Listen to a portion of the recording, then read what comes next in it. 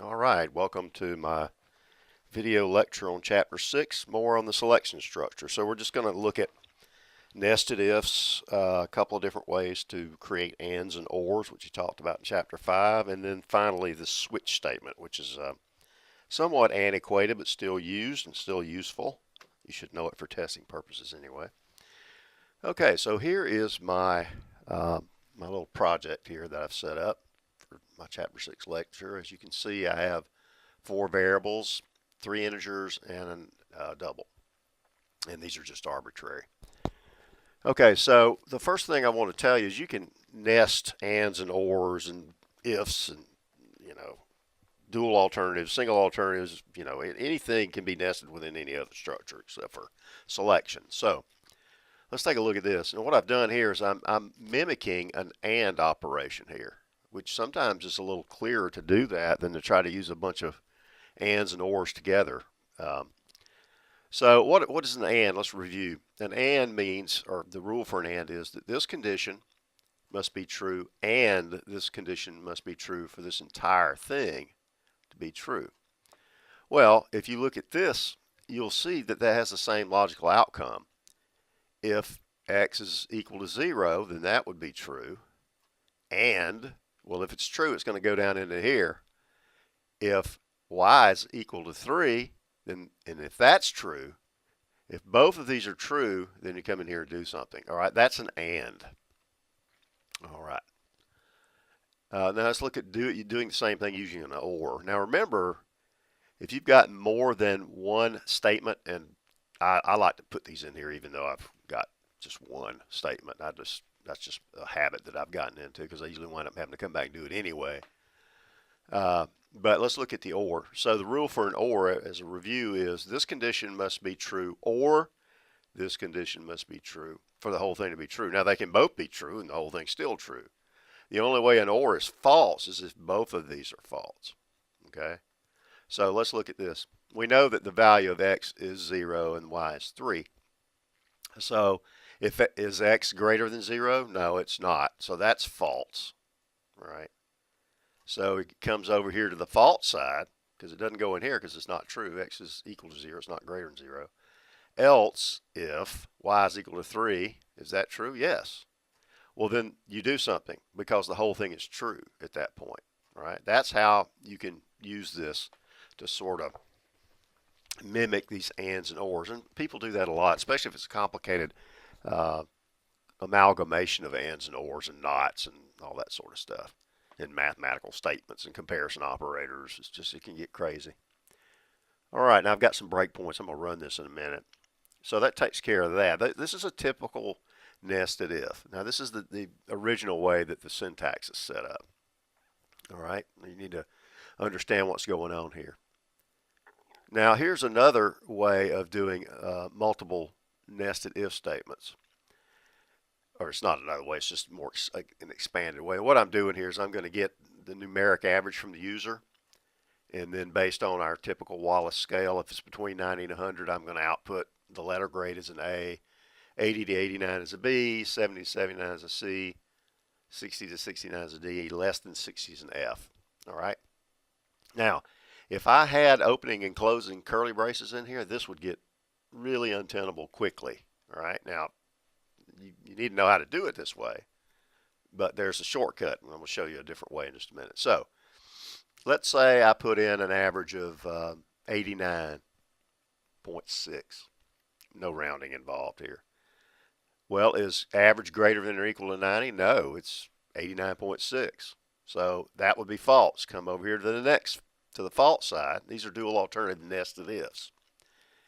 If average is greater than or equal to 80, well, we would never have gotten here had this not been false.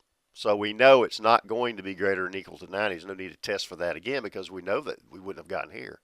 So what I'm doing is I'm doing a top-down approach. It works out a little easier that way. If average is greater than or equal to 80, well, if it's 89.6, that would be true. It is greater than or equal to 80. And we don't have to worry about the 90 to 100 deal. That's out already because that was false. So it's going to output the letter grade as a B, and then it blows out of all this. Now, let's filter down through this. What if it were 59? your average? Well, it would start here. Is average greater than or equal to 90? No, that's false. Comes to the false side.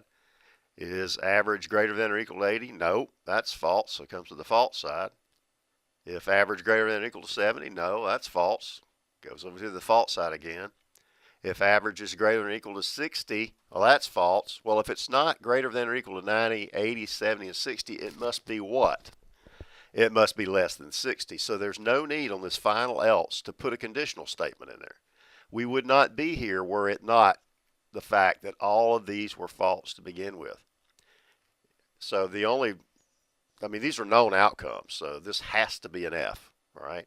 Again, if I had opening and closing curly braces with a lot of logic in here, you can see how it'd be hard to tell where one if starts and another one ends. It's just difficult. All right, so they came up with a simpler way. It's the same logic. It's evaluated the same way by the compiler, but it's a lot easier to deal with. This is the exact same coding using the else if statement.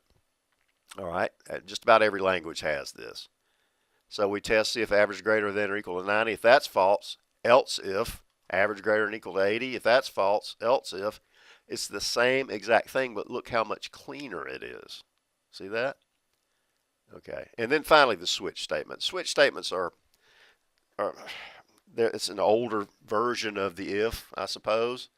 It's still used in some cases. I know it's used as to test for return trip in client server stuff for Visual Studio ASP.NET.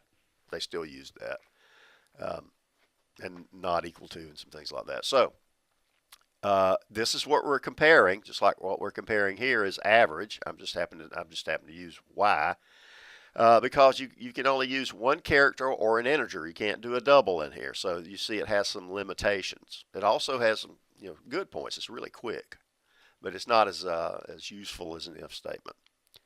So I'm saying if Y has a value of 0, this is your case. This is what they call it. It's a case switch statement. I think in VB they might call it a select or something. I can't remember now. But in any event, is Y equal to 0? No, we know that Y is 3, right? Come up here and look. You'll see that. Remember that. And this is, again, just an arbitrary example. Probably not a very good one, but it's what I had. All right, so is Y, which is your examination here, is Y 0? If it is, you output that and break. Now, break is important because what it does, if this were 3 here, then that would be true. Y is 3. It would come in here and output something. You have multiple statements in here. And then break. All right?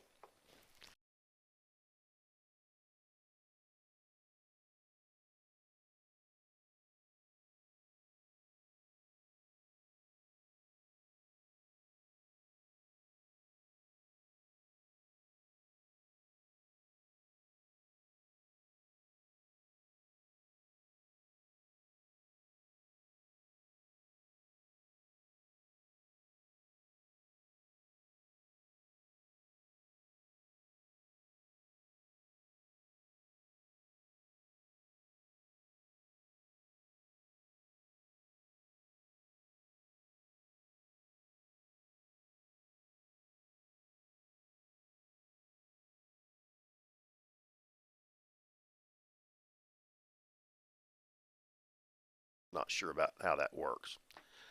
And here's your default. Always include a default because there can be an error condition. In this case, I'm saying if my, oops, I just laid on my volume control. I hope it's not killing everybody. If Y is not 0, 15, 7, or 3, if it's not one of those 4 values, then it's out of range, the allowable range, which is arbitrary again. Okay. Now, you'll probably want to watch this a couple of times and run through this video several times just to get your feet wet on this. The chapter does a very good job of it, but there's just not much here. It's just an expansion of, and when we get into loops, it's going to be the same thing. And I've got multiple video. I've got one video for 2 chapters once we get into some of this stuff. Okay, so let's run it. Press F5. Well, it looks like I'm already running it. Let me stop it. Let's try it again.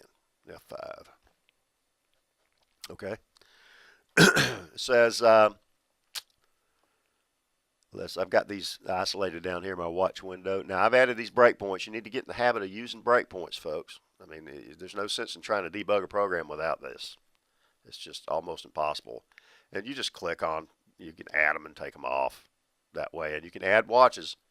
And I think I went through this earlier, maybe in the first video, but the only time you can add a watch in your watch window is when you're in debug mode and it breaks. Then you can come over here and right click and go to add a watch. And there's a lot more to it than that, but this is just an intro class. So I'm not going to get into that very deep. Just get in the habit of doing it.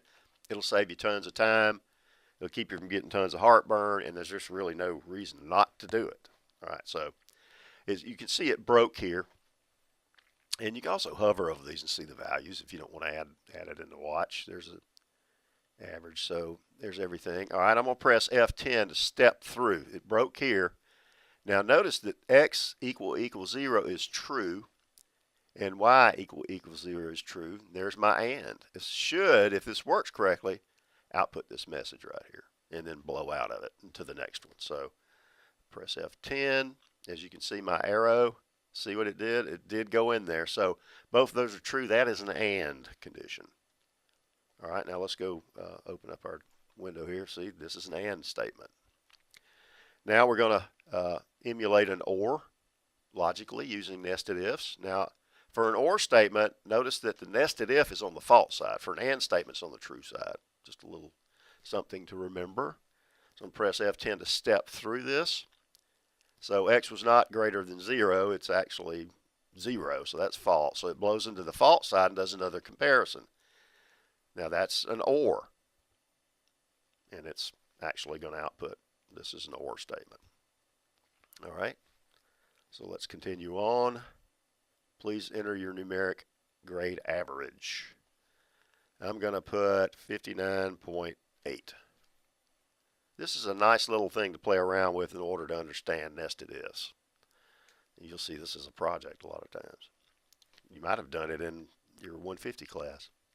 I think I set it up that way initially. Mr. Kelly's using pretty much a lot of my stuff, so you probably have seen this already. All right, F10 to step through. So what did it do here? It's going to output, oh, I'm sorry, down here. There it is right there. I should have scrolled down. So it's going to output 2 INDLs. Now, again, we already know what the scale is. And I'm going to spell that, fix that. Probably want to recompile it since I put a comment in there. Is average greater than or equal to 90? Nope. What is average? It's 59.7. Let's add that to the watch. Okay. Yeah, it's going to recompile. Great. Okay. So maybe let me continue. See it down there in the watch window? 59.7. All right, well, that's false, so it goes into the false side of the first if, or the outermost if, and there's a nested if in there. Is average greater than or equal to 80? No, we know that's false, so it's going to go to the false side of that nested if, or the second most innermost if, and it's going to go to the false side and test again. It's going to keep doing that until it gets down to the final else, because it's got to be an F if none of those are true. All right, let's look and see.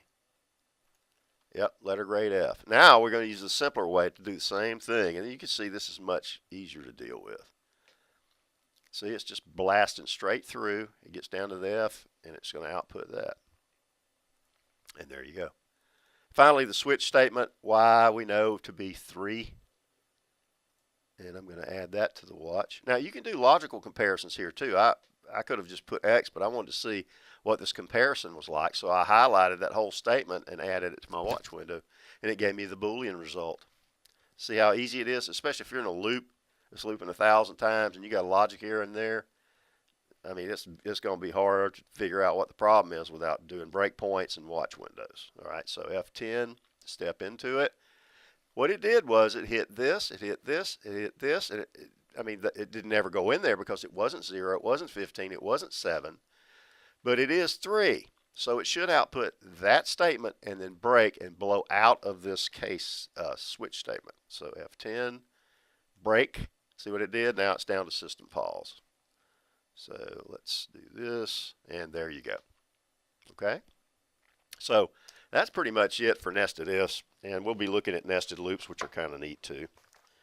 Later chapters, though. Alrighty, well, hope you enjoyed it. Hope it helps, and we will see you next time.